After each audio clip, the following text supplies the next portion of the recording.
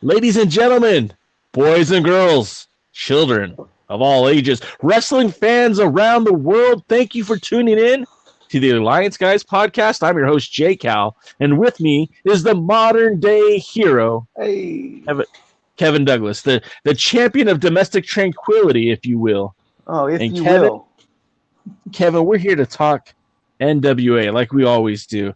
And we are an NWA-themed podcast. We are a presentation of Alliance-Wrestling.com, your number one source for news and information for the National Wrestling Alliance. And tonight, just like every week, we're going to talk some NWA POWERRR, brother. This is episode 18. Put your money where your mouth is. And, well, how did you feel about this episode? Before we go into details, right? When you were watching, how did you feel? I feel like the episodes are this round of TV and you know, it's the new has worn off. So and I know that's actually can be a good thing, but the new has worn off. So I'm not in the honeymoon phase anymore with NWA POWERRR. I feel like the show the last few weeks has gotten stronger. It just feels like it's built some momentum. I know DK wasn't very happy with, well, I don't think it was the last show, but maybe the show before last. And you know, I've felt like it's been getting stronger each week, and I really enjoyed the episode this week. I liked a lot of the components that they had, and as we said off the air, and as we've noticed a few times on the air, it seems like maybe somebody is listening to our podcast because everything we say keeps happening. So this is a rare occurrence where you and I kind of have a difference of opinion. I felt like this episode might have taken a step backwards. Okay. We had such a great episode. Episode 17 was so solid to me that this felt like a step backwards, and we'll get into it here momentarily. Of course, if you guys like to watch this episode, make sure you visit youtube.com/the NWA. That's not the NWA, it's just NWA. And we kick off, with Joe Galley and Stu Bennett at the commentator booth with our NWA World Tag Team Champions, Eli Drake and Mr. James the Cowboy Mother something Storm. Not to be confused with Molly Storm or Tim Storm, but James Storm. And it looks like James been drinking again. We're looking at the Stanley Cup of Pro Wrestling, and that would be the Crockett Cup. And putting Eli Drake, on a broadcast, I think is always a good idea because he's just so darn entertaining. And the match we get is a couple of bruiser class wrestlers, and I'm talking about the Bouncers against the Dawsons. And the Dawsons came out, of course, with the Pope, and then the Bruisers came out with Eddie Kingston. It's kind of like a Ring of Honor reunion here. And with 3,500 people watching the start of this show, we get, again, the Beer City Bruisers, which is, the Bouncers, which is Beer City Bruiser, and Brian Malonis, and a bunch of big guys doing big guy things. I mean, this is kind of what you'd expect out of a match like this. So we're not going to see a lot of wrist locks. We're not going to see a lot of, arm drag takedowns. We're going to see people biting each other's heads and closed fists. And I was okay with it. It wasn't the most exciting match, but we get a Bouncers win in the NWA. The Dawsons continue to kind of fall backwards from where they were early in the first season. And post-celebration, Storm and Drake are drinking out of the Crockett Cup with the Beer City Bouncers, Bruisers, whatever. What was your take on this match, Mr. Douglas? Well, I thought I'm always a big fan of like two big dudes or four big dudes beating the crap out of each other. Yeah.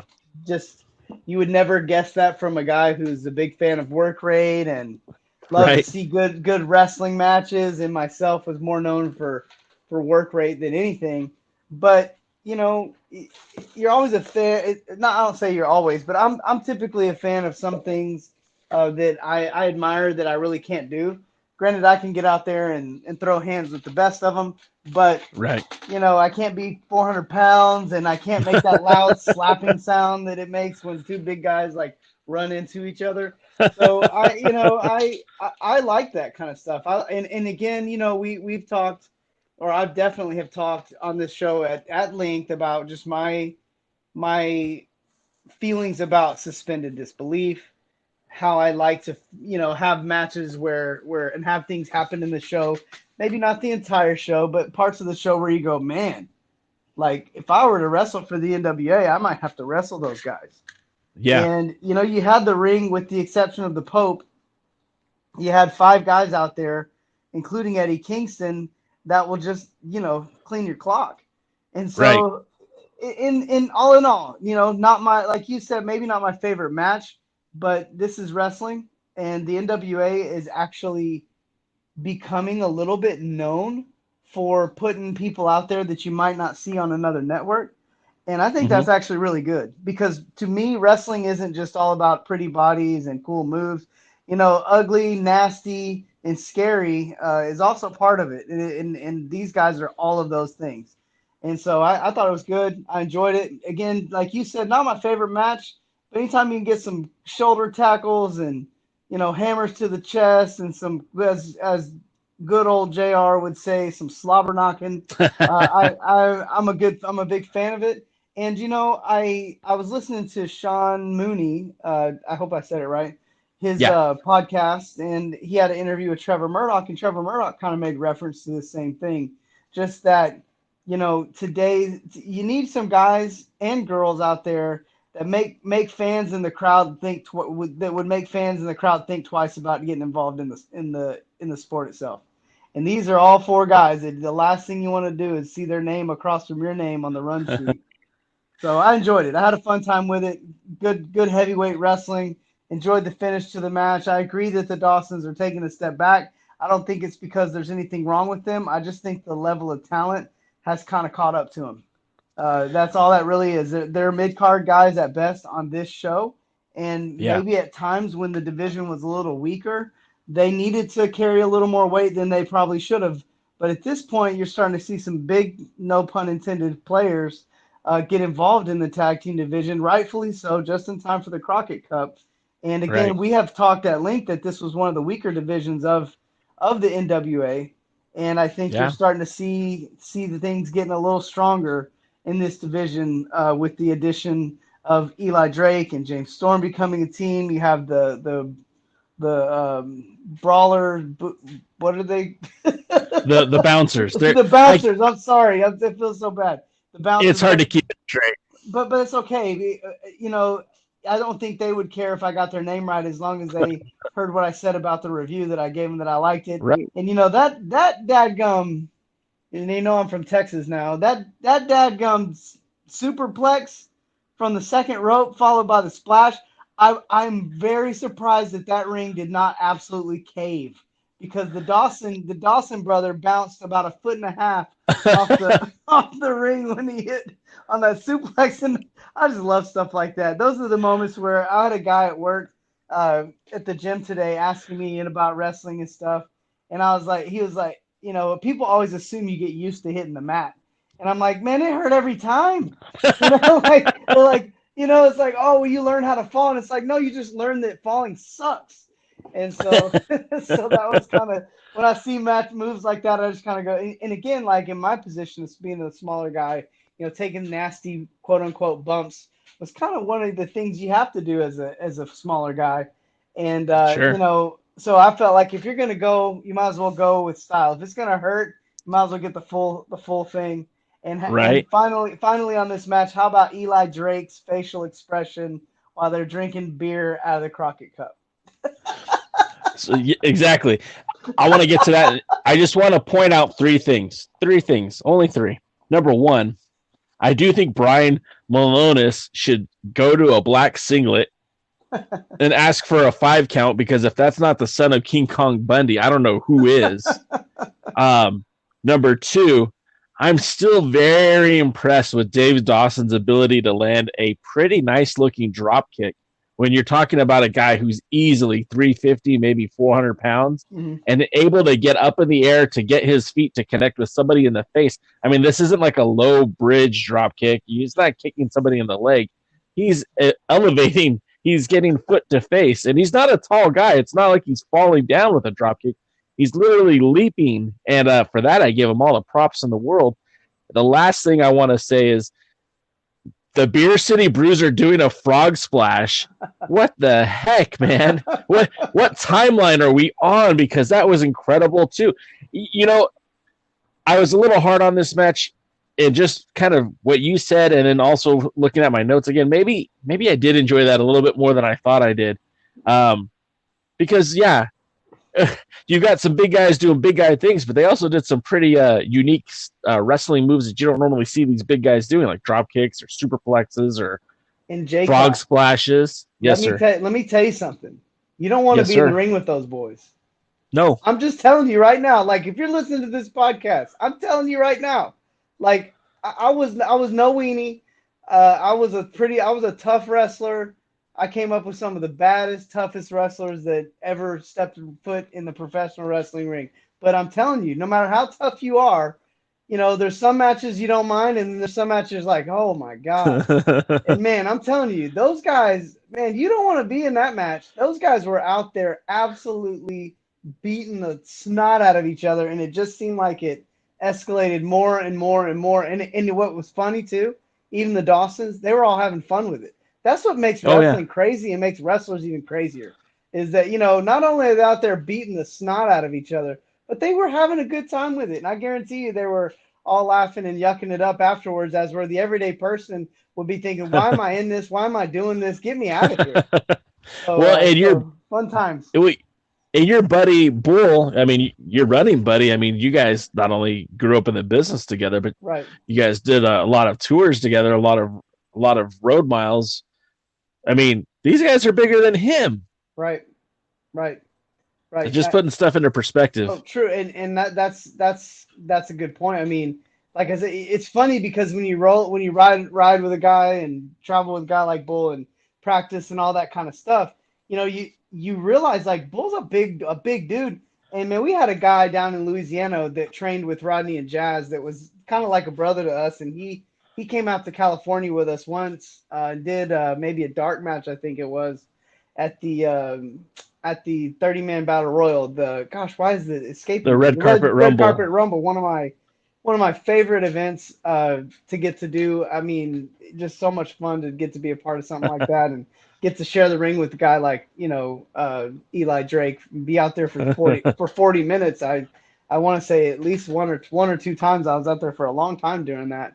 And, you know, this guy made Bull look small, you know, 6'5", 450 pounds, and moved like he was an athlete. And so again, another one of those guys where it's just like, man, I'm glad, I'm glad he's on my side, because man, you have to wrestle a guy like that. Good God. Yeah. Anyway. And then one last thing I want to ask. So it is very taboo to touch Lord Stanley's Cup in hockey. I think you know that. Sure. Is it taboo to touch the Crockett Cup ahead of the Crockett Cup tournament? I felt a little like there was a little sacrilege with that. I really did. I felt like, I don't know. I felt like I was watching something, like you said, taboo, like something, like something that shouldn't have been happening. And I don't know. And again, I'm not a big superstitious guy or anything, but this is supposed to be a respectful thing. It's a big deal. These guys are pouring beer into it like the first week it's out there. And so maybe it plays into the James Storm thing. And again, James Storm's grown on me just a little bit, mainly because, you know, I like fun, and James Storm is a fun guy. He's a fun character. Yeah. kind of getting to see him kind of go off the cuff a little more and not be quite so serious about what was going on with him and all this. I just felt like sometimes maybe he got a little too heated about things, and that that's life. But kind of getting to see him kind of having a good time and watching that side of him has been a lot of fun for me too. I think the gimmick better suits him to be the happy-go-lucky guy than the conspiracy victim. You know what I mean? Like, yes, he was very much like, oh, everyone's out to get me, blah, blah, blah. And now that he's drinking again, he's got a tag team title belt around his waist, and he seems like everything's right with the world, at least for James Storm. Right. And speaking of right with the world, next up we get Nick Aldis in Ring of Honor backstage with Quinn McKay, who is a delight. Mm-hmm. We've got Nick Aldis talking about all this, and this weekend he competed in Ring of Honor. He competed with former Ring of Honor world champion Roosh to take on Marty Scurll and the Ring of Honor world champion PCO Pierre Carl Outlet. If for those of you who remember him in his days in the WWE, he was the Pirate. He was also the Mountie, and now he's a dead man who keeps coming back to life, not unlike our friend The Undertaker. So they had that match this weekend, and we get clips of it here on the show. Power talks about it briefly. Our man Nick Aldis got pinned. Is that he what got happened? Pinned? That's what happened. See, I didn't know the outcome. I didn't get to see the show. And you'd never know what happened based on the kind of the way that the show was formatted with it. I look at that and I kind of ask myself, like, what does the NWA benefit from that? Well, what we do get, and this is how Nick Aldis is maybe he's smarter than you and I. Right. And I don't think I'm a dumb guy, and I certainly wouldn't insult your intelligence, because I've seen you wrestle, and I don't want any of that smoke. But Mr. Nick Aldis has somehow, some way managed to get himself into a match with PCO in Lakeland, Florida, at the Supercard of Honor during WrestleMania. So maybe he knows something we don't, right? Because he's now wrestling in one of the top spots for that show. I'm not going to say it's the main event. I don't think they've announced the main event yet, but to be a guy from outside the organization, facing their champion on a weekend like that, I mean, that carries some gravitas, that carries some moxie. Well, and also, what about what it says about the NWA? Right. And the other thing too is, one thing that I thought the Ring of Honor relationship with the NWA failed to do the first time around was make the NWA seem important. I don't feel like the previous relationship between the NWA and Ring of Honor made the NWA seem like it was important. Yeah. But now it is. Well, now you've got the Ring of Honor World Champion wants to beat the NWA World Champion. The NWA World Champion wants to beat the Ring of Honor World Champion. And somewhere in all of that, you got Marty Scurll, who wants to become the NWA World Champion. I mean, that's the kind of rub and credibility that the NWA will benefit from. And at the same time, that'll give the Ring of Honor more stars to work with in a promotion that's desperately needing stars. And I know this is an NWA podcast, and I know we're talking about NWA Power, and I'm sorry for the roundabout discussion here, but Jeff Cobb, who was one of the premier stars of Ring of Honor, just appeared on All Elite Wrestling last night. Yeah. I don't know what that means for his deal with Ring of Honor, but if you lose Jeff Cobb from Ring of Honor, you're losing a pretty credible talent, a former TV champion. So it does say something that the NWA is here, and the NWA is being utilized by Ring of Honor to help bring in more star power to a promotion that it's going to need it, especially if they lose more guys to either the WWE or All Elite Wrestling or even Impact. Right. So, well, it is an interesting time in wrestling to see that that the stars just aren't the crowd is there, the interest is there, the platforms are there, but the stars really aren't. Yeah. And again, I don't want to get too conspiracy out here or get too much. Certainly this doesn't need to be it's going to sound somewhat political, but it's not. It's really meant to be. But this is kind of what you get when you feel like you've got to level everybody out. And you see this in WWE a lot, where it just seems like no one can win too many matches. You see it all across wrestling, and what that does is it creates a tier of a whole bunch of really good wrestlers, but really no great ones. And let's just say it this way: when has that actually worked? Like historically, Yeah. and I'm going to go out on a limb and say the reason that people are watching wrestling so much right now is not just because of the wrestling stars that are out there, but people love wrestling. And, you've got so many good, well-produced platforms to watch, and all of it's so accessible that, people can get a lot of wrestling at their fingertips. And it just seems like that there's not enough talent to go around right now for, all in all. And so it's a good problem to have, and it opens the door for a lot of these young guys complaining. This would have been me complaining probably 10 years ago. But, a lot of young guys complaining about not getting their chance. If you ever wanted a chance, like, here's your time. I mean, the opportunities are endless right now, it seems like, in the world of wrestling. And without spending too much more time on this, I mean, again, that's why somebody like Zicky Dice or Ricky Starks means so much to the NWA, because these are guys who are hungry, who are ready for a spotlight. And when that cream of the crop always tends to rise, regardless of where it is or how it goes. So when that next big thing goes to the WWE or goes to Japan or goes to All Elite Wrestling, there's going to be guys waiting for that opportunity, guys who've been putting in the work. And I think, the NWA right now, I don't think is a prime candidate to be talent rated, especially with the economics of pro wrestling today. But I think there's a lot of guys ready to take that next step. And I think that's one of the really good things about the NWA right now. Right. So I think if we move on, I'm pretty excited about what we have up next.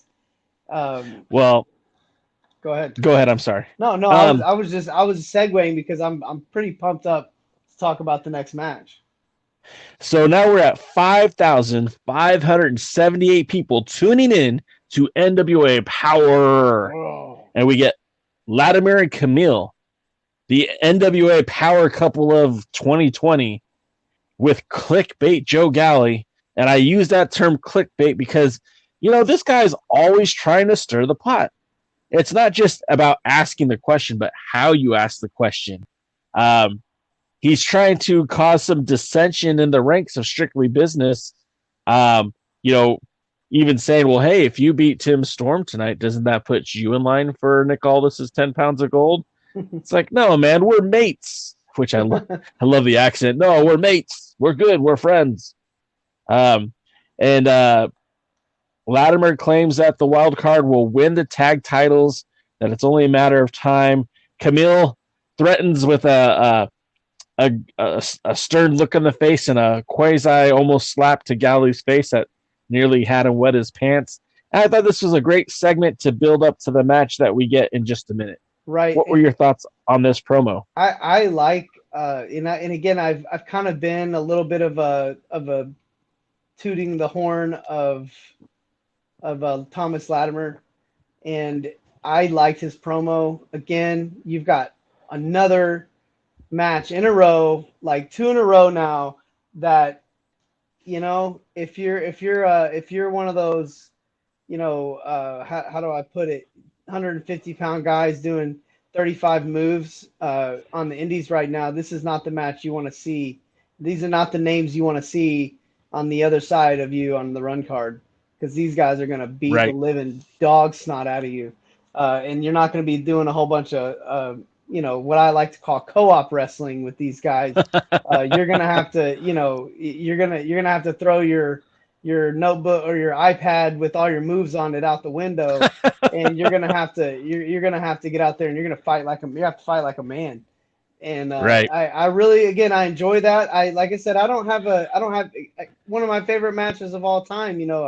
Is Steamboat and Randy Savage, and I don't have I'm not a hater, I guess you would say, but again, there is a place for this, and if you're gonna be that kind of wrestler, at least be able to fight and put some suspended disbelief in there, in your matches, and if you do have to draw a quote unquote wild card across the ring from you, you should be able to hold your own, and not get squashed and embarrassed. But anyhow, all that being said, man, what a good match. What a couple of heavyweights just going out there beating the crap out of each other. 2 matches in a row. And again, where else do you see this in wrestling right now? Nowhere. Like, really and truly, where else do you see, like, a match that is blatantly, obviously not overtly planned out, quote unquote, or co-op wrestled? There's just not there. It just seems like 2 dudes going out there fighting, and they already seem to have a little bit of bad blood. It seemed very competitive as far as the match goes, and I felt like, as a fan, I was a winner either way on this one. I hate to see Storm lose because obviously he's a personal friend of mine, but I also, man, Latimer, man, I mean, come on, this dude is just a thoroughbred. And so either or, it was a winner either way for me. Camille, again, I feel like her momentum has been stagnated a little bit by the Strictly business. I'm not quite sure how to put a finger on it, but like I said, she was a very intriguing character to me early on. At this point, I've just lost a lot of interest, and that's not being a hater. It's not saying I don't think she still has a lot of potential. I would say it's less about her and more about me not really liking the way she's being used as a character. It reminds me a little bit of a China ripoff type scenario, and I just think she's a little more dynamic than that. And so that's where I got to say about the match, about the promo. Again, a segment I liked, a segment that felt like big time wrestling. Well, and just to kind of recap the match, now the promo, the live people watching on YouTube was at 5,500. During the course of the match, before it kicked off, we had almost 6,000 people watching. In fact, it was 5,989 people watching the show, which again feels like it's a positive move for the NWA. It seems like a lot of people were tuning in live to watch this show. There was a lot of even keel here. There wasn't like one guy was stomping the other guy. There was a lot of give and take. But Latimer is a very vicious man and wins the match with an inverted DDT when we get the return of Mama Storm. And maybe the only pockmark on this is Mama Storm. Now, if you guys know the spoilers, you know what's coming soon. But as of right now, it just seems to be a candle in the wind. It's not doing a whole lot for me. And to be honest, I could do without it. I think the story that it's trying to tell is missing me anyways. But it was fun to see these 2 heavyweights, a former world's heavyweight champion, taking on a former world tag team champion, and a guy who, let's be honest, there's no reason why he couldn't be the TV champion. There's no reason why he couldn't be the national champion. Latimer is a very talented guy, and this match certainly delivered. Agreed. And I think the best thing I can do to show my lack of interest or lack of approval for the Mama Storm thing is move on. Move on. So again, we're talking about people watching the live show, and now we're at 6,273 people watching NWA Power, which I think, again, this is positive growth. As the show starts at for me, the show starts at 3:05 Pacific, 6:05 Eastern for you, my friend. Yeah. And that means that 6,000 people are tuning in. Now, I know that's not big TV numbers. That's actually very small if it were being scaled versus regular TV wrestling. But then in about a week or so, it gets like over, 100,000 views. Yeah. So Now we're at 6,200. As of right now, it's around 96,000. Just you got me watching numbers now, and now I can't not watch them. It's hard not to, because it's like, look, when I watch WWE, I'm not seeing a number of how many people are watching with me, and I know that there's Nielsen and all that other stuff, and all these numbers are convoluted, and I don't know what means what, but I know real numbers. 6,273 people are watching this show with me on Wednesday evening. 6 o'clock. That's where people are eating dinner. They're pushing their dinner plate aside so that they can watch YouTube and watch the NWA Power and see, Latimer just pounding on Tim Storm left after left after left, or maybe it's right after right. I'm a little dyslexic sometimes. I don't want to call Ricky Morton on you right now, but do people really still like have dinner and sit down at 6 o'clock at night? I mean, Hey, you like how I called Ricky Morton on you? Yeah. Are you calling me Ricky Morton? Because that's what we do in the J Cow household. That's how it is. A little old fashioned, I would say, but I thought I'd call Ricky Morton on you right there. That's how Papa Cal did it. That's how Mama Cal did it. That's how J Cal does it. Oh my God. So we get Murdoch out at the announce booth. Out at Dave Marquez's table, and he wants a rematch with the Shooter. And he's out there talking about Harley Race. And whenever you invoke the name Harley Race, you instantly grab a connection with longtime NWA fans, because for my money, there's maybe 4 NWA guys, 4 NWA world champions that are really worth their salt. You got to give it up to Ric Flair. He's probably the most celebrated NWA world champion of all time. You got to give it up to Lou Thesz, because he's the guy that unified all the belts. But Harley Race's name's got to be somewhere in that Mount Rushmore. Yeah. That guy did everything you could as a world champion, did everything you could for the NWA. And when you invoke Harley's name, you certainly stir up some emotions for longtime NWA fans of that 10 pounds of gold. And he said that Harley would be disgraced by what Shooter is doing out there. And then we get the question mark who interrupts. It does some throat singing. I don't know what's going on here. That was the Mongrovian national anthem. As sung by the Mongrovian prodigal son. How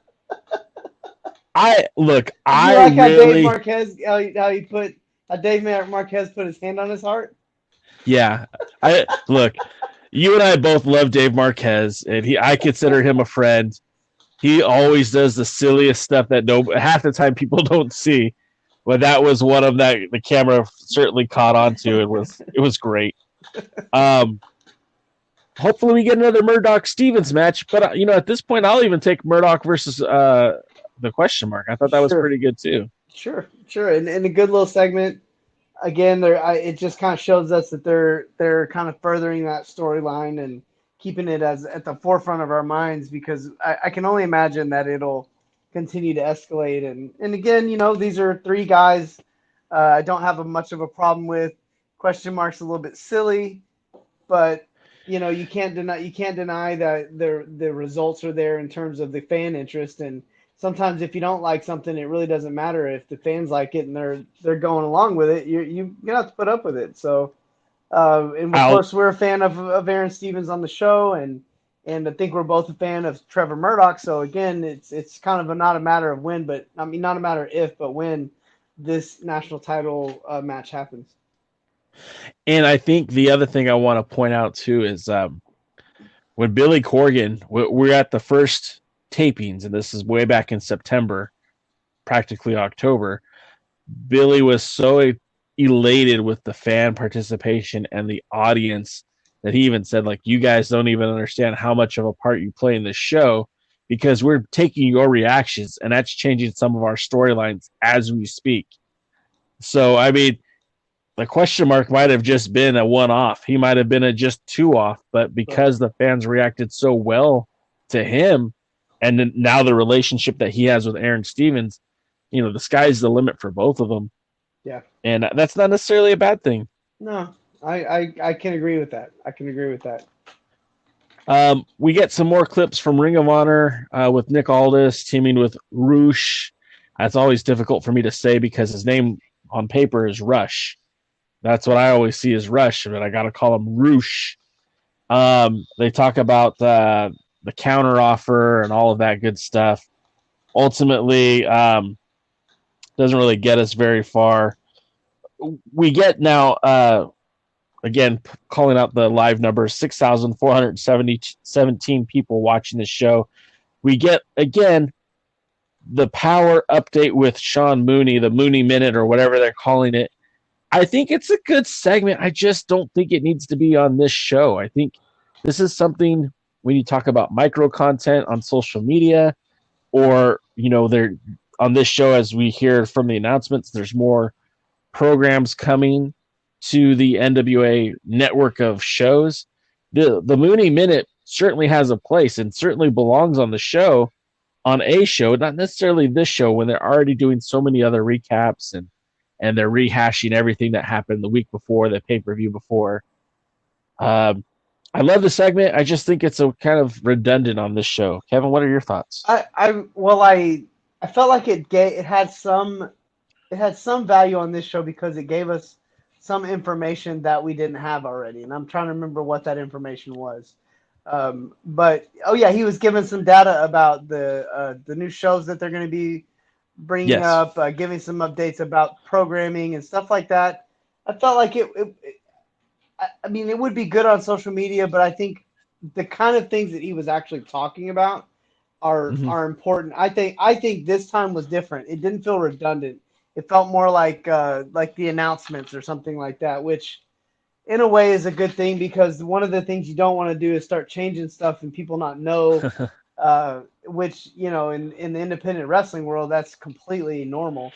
So it didn't bother me. I was kind of watching it for the same kind of watching it like we did last week thinking, okay, is this going to be redundant or is this going to actually provide something useful? I felt like it did have a little bit of usefulness in terms of the information, and I like Mooney's voice. I think he has a good voice for. I mean, obviously he's been around for a long time, but I like the voice. I liked it. It didn't bother me. It wasn't. Again, I'm not going to be like, oh man, it was my favorite part of the show at all. But at least it served some kind of purpose.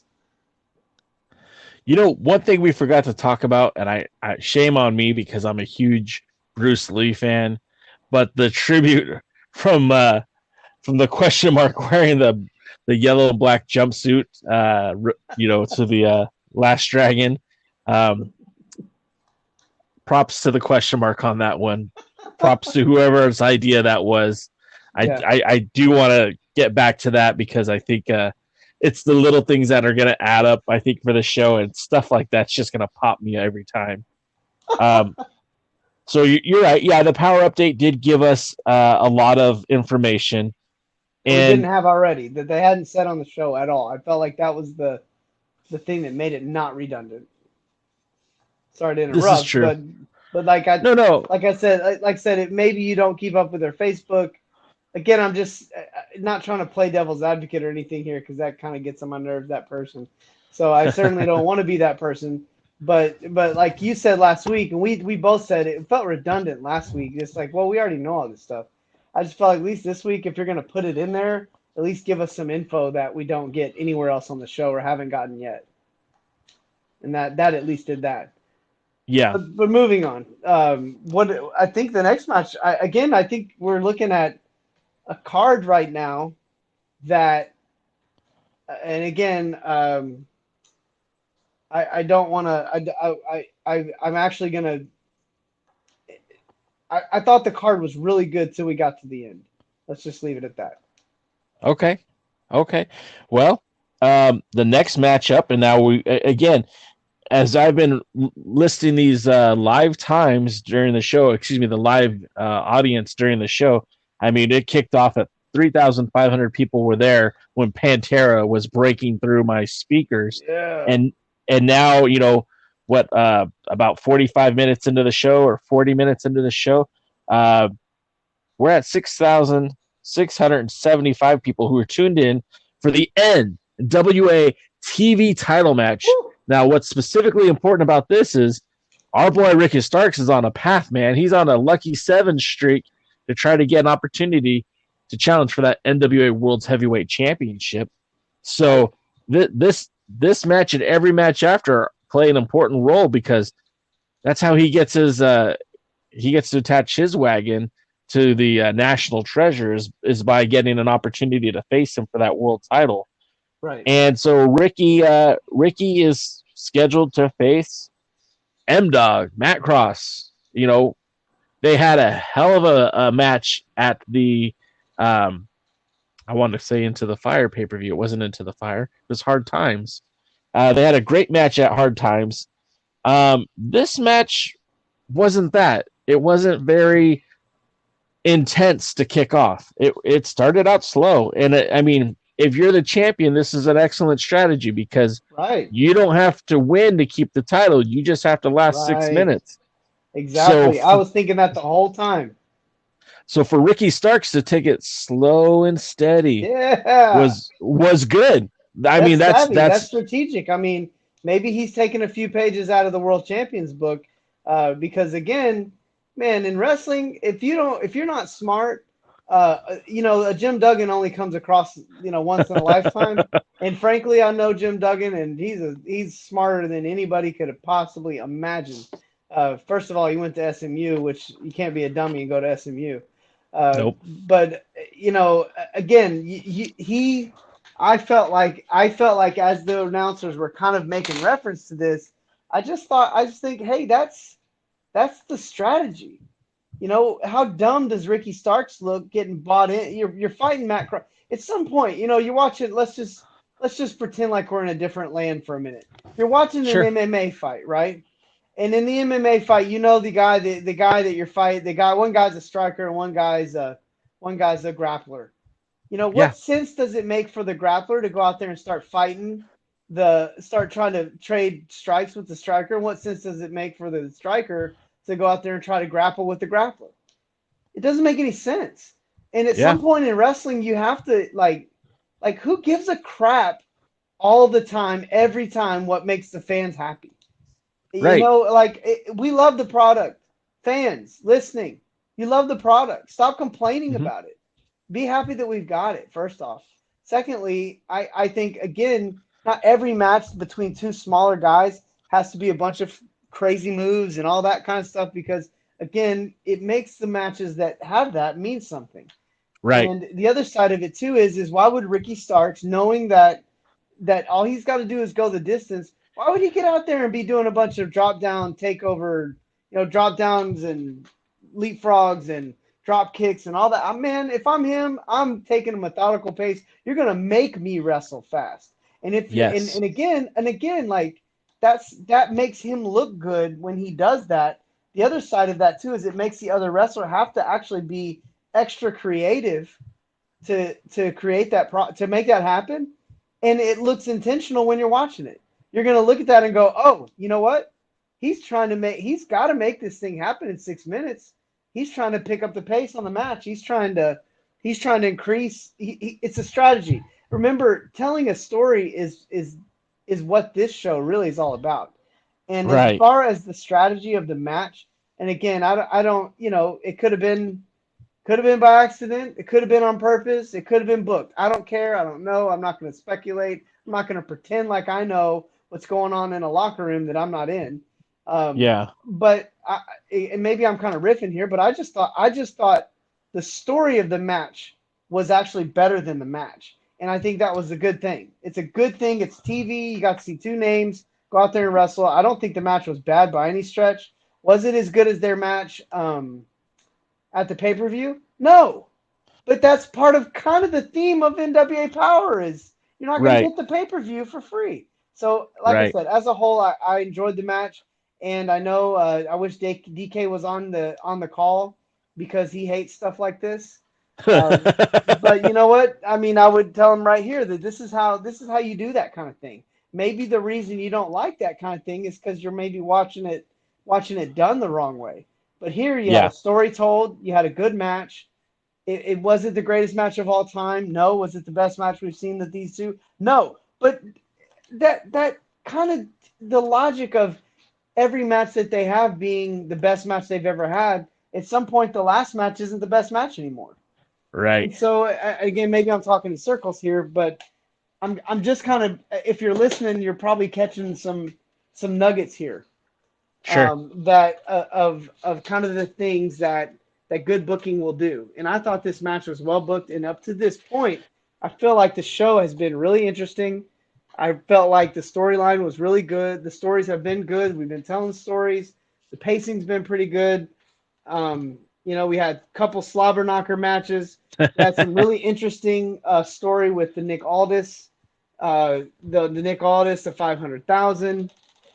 Good comeback from last week. So I think it's up to this point in the show. This is one of the stronger episodes I've watched so far. I think Zicky Dice comes out at the end of the match, cuts a little promo. Again, he's not 100% growing on me, but also a little bit overexposed right now too. I was a little kind of like, it was a little laborious to get him out here again. But maybe that's what a good heel does. So again, good segment as far as I thought.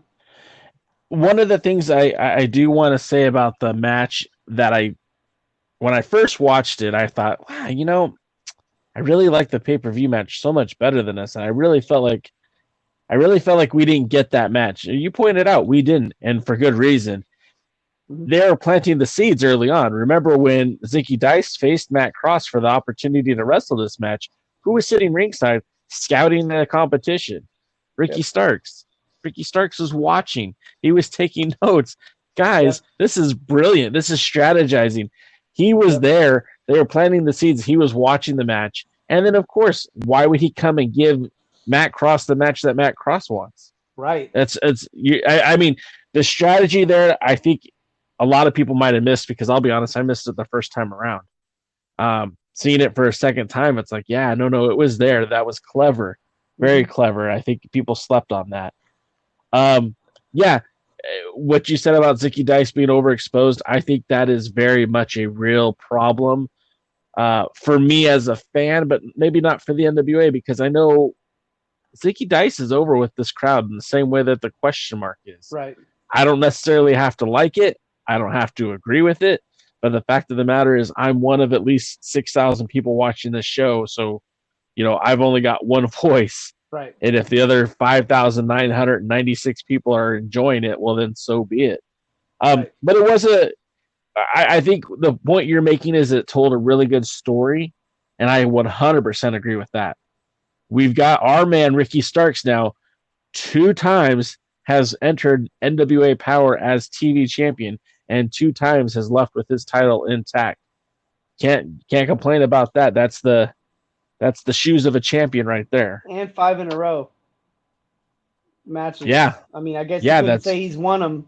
I mean, he hasn't won, but he won 3. He hasn't won them like pinfall necessarily, every one of them.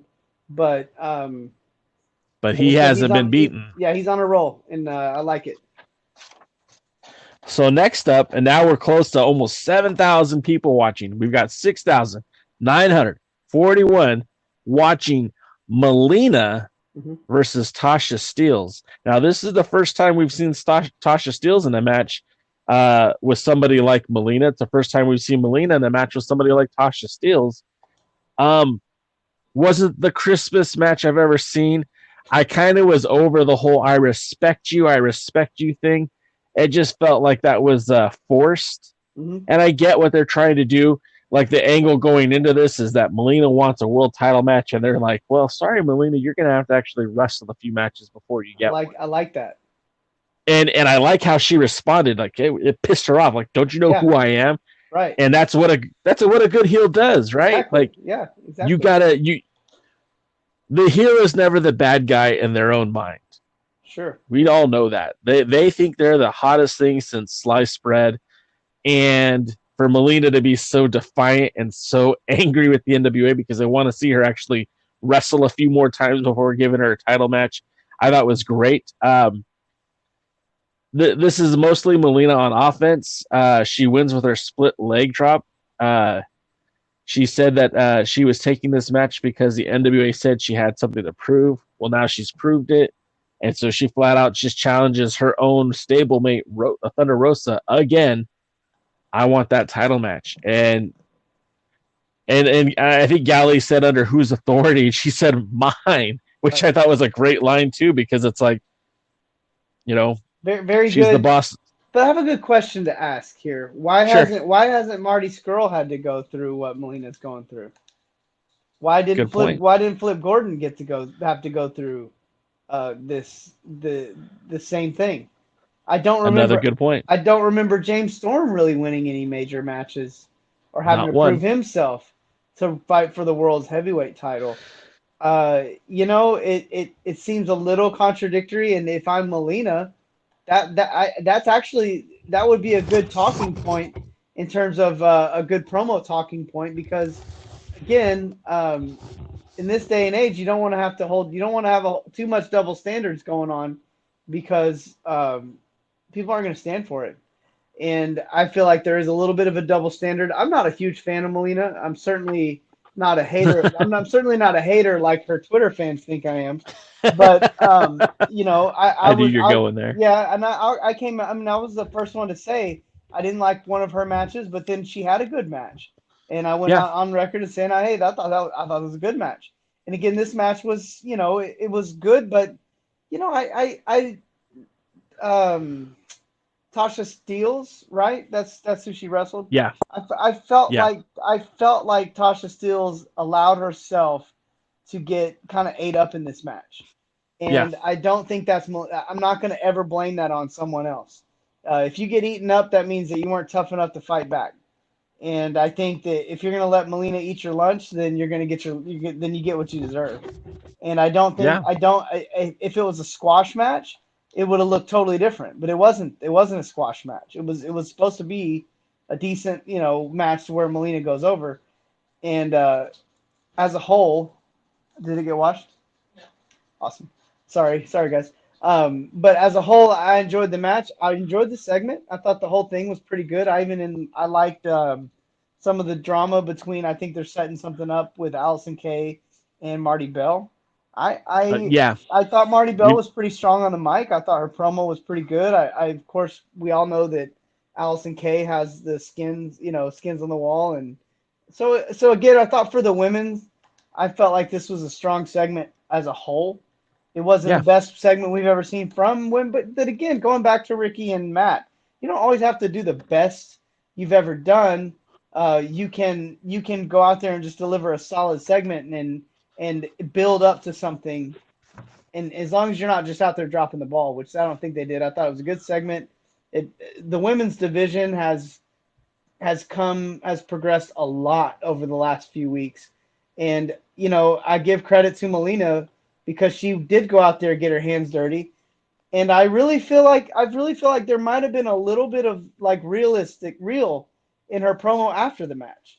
It felt to me, like she really meant what she was saying. And, NWA you may realize that like she doesn't need this. She doesn't need the NWA. We all knew when she showed up, it was like, oh, cool. Like she's bringing a name. We're getting another name added to the show, and it's cool that she's here. And again, I can't believe I'm falling on the side of Melina right now, but but it's just the truth. I mean, and again, that shows you that I'm not playing favorites unless it's Ricky Starks. But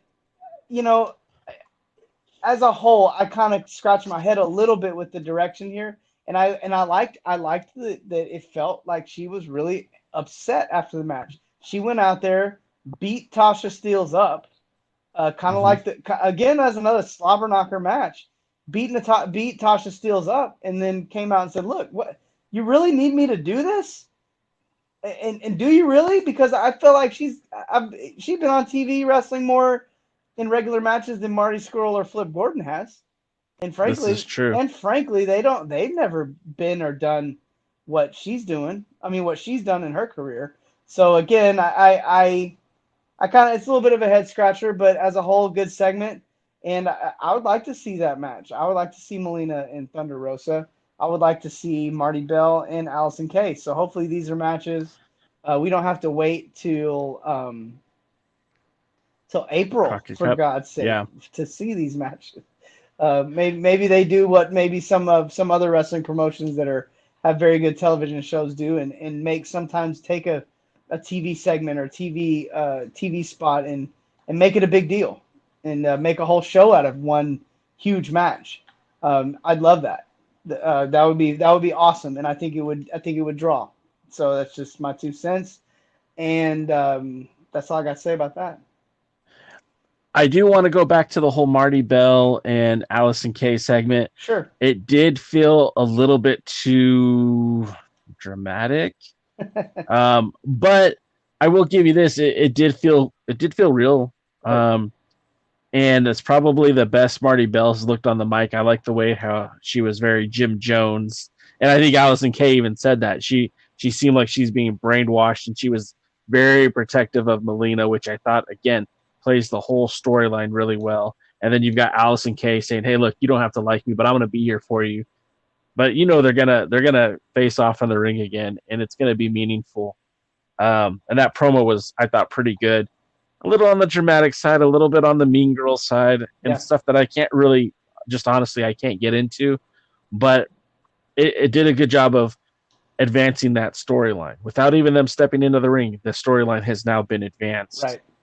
And speaking of advanced, now we're going to talk about some guys who are advanced in at least their age, because we've got 7,101 people watching the main event, Strictly Business versus the former NWA World Tag Team Champions, Ricky Morton, Robert Gibson, the Rock and Roll Express. And I'm going to interject myself right now and just tell you, Jay, I love you. I love the show. I love the NWA, but I'm not going to spend another 5 minutes of my time covering another segment that these guys are doing when they're out there blowing Hurricane Ranas and blowing spots and falling over on punches, and Ricky Morton is fixing his false teeth in between spots. I'm not going to do it. So I'm going to go ahead and sign out. I'll see you guys next week. Thanks, everybody, for listening. I love you guys, but I can't do it anymore, Jay. Sorry. I love you, buddy. Talk to you later. Love you, man. Have a good night. Well, that was kind of unexpected, guys. Sometimes things happen in real life, and I guess my broadcasting partner has had enough. But it is my job to present to you the National Wrestling Alliance, good and bad. And sometimes there's more good, and sometimes there's more bad. This is a situation where the Rock and Roll Express, again, are featured in the main event. As my broadcasting partner would probably tell you, he's tired of seeing these guys in the ring. I'm not going to lie, so am I. They did use this opportunity to advance the storyline with May Valentine and Sal Rinauro and Royce Isaacs. But again, this is stuff that I don't really care about. I don't know what this angle does for anybody. Sal Rinauro is on the shelf, so it is a good excuse to keep him on TV without having to put him in the ring. But I don't know. I don't see what the value is in this. And that's a little hard for me to discern why they keep going to this. But nevertheless, one thing I do want to point out is we did have 7,100 people watching this match. During the course of the match, the numbers keep dwindling. Think about that, Dave Lagana. Your numbers are dwindling with the Rock and Roll Express in the main event.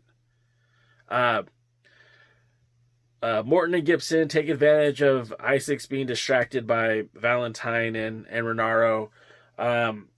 Gibson owed Royce a few receipts, and he made sure to land some good ones in there. But the numbers continued to dwindle during this live show. We went from 7,000 steady to 6,625 before the end of the match. Isaacs steals the victory on Old Man Gibson with his feet on the ropes, which, again, Strictly Business. They're going to take any means they can to win a match. But again, what does this prove? Strictly Business isn't a regular tag team. Ricky and Robert shouldn't be even wrestling on the show anymore. I don't know what this did to advance the show. Sure, it advanced the storyline with May Valentine and Sal Rinauro. Just didn't do much of anything else. But that's going to do it, guys. I've got no other co-host to say their 2 cents, so I'm just going to say that it's always a pleasure to talk NWA with you guys, the fans. Remember, Alliance-Wrestling.com is your #1 source for news and information for the National Wrestling Alliance. And as always, guys, you know, the Alliance blog is for the fans. You can follow us on all social medias, Twitter, Instagram, TikTok, Tumblr, Facebook. Did we say Twitch? I sometimes play video games. You can watch me play video games and talk wrestling with me. YouTube, as you're watching right now. Guys, I appreciate your support. I do. And we'll be back here next week talking NWA. You could join us for the live stream prior to NWA POWERRR. And that is the pre-party with me, J Cal. We do that every week on Tuesday, 2:05 Pacific, 5:05 Eastern, just ahead of the NWA Power, and we talk all things NWA with you, the fans, because the Alliance blog is for the fans. And that's going to do it. For Kevin Douglas, for DKM, I'm J Cal. We'll see you at the matches. You guys all have fun.